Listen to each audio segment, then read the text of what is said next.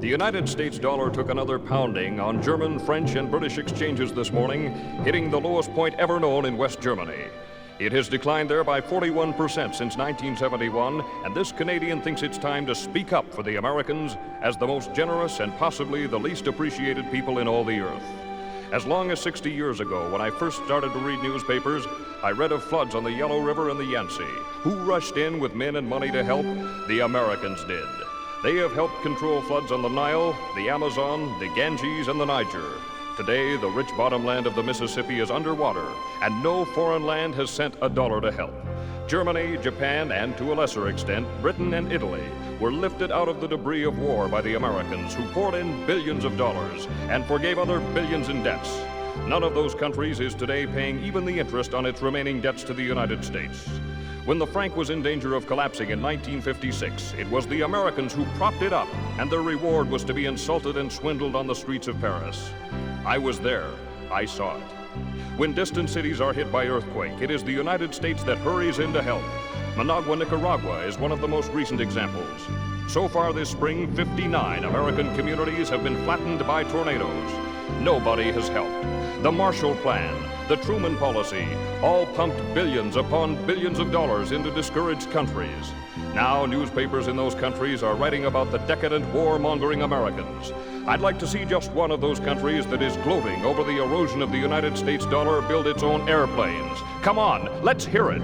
Does any other country in the world have a plane to equal the Boeing Jumbo Jet, the Lockheed TriStar, or the Douglas 10? If so, why don't they fly them? Why do all international lines except Russia fly American planes? Why does no other land on Earth even consider putting a man or woman on the moon? You talk about Japanese technocracy and you get radios. You talk about German technocracy and you get automobiles.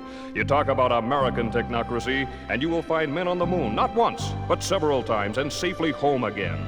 You talk about scandals and the Americans put theirs right in the store window for everybody to look at. Even the draft dodgers are not pursued and hounded.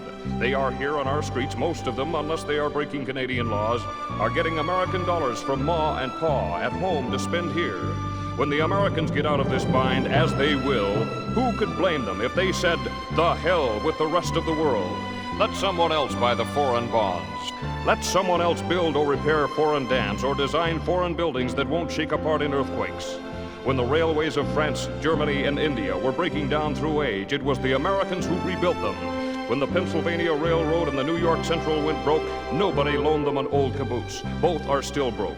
I can name you 5,000 times when the Americans raced to the help of other people in trouble. Can you name me even one time when someone else raced to the Americans in trouble? I don't think there was outside help even during the San Francisco earthquake. Our neighbors have faced it alone. And I'm one Canadian who's damned tired of hearing them kicked around. They will come out of this thing with their flag high. And when they do, they are entitled to thumb their nose at the lands that are gloating over their present troubles. I hope Canada is not one of these, but there are many smug, self-righteous Canadians. And finally, the American Red Cross was told at its 48th annual meeting in New Orleans that it was broke. This year's disasters have taken it all. And nobody, but nobody, has helped.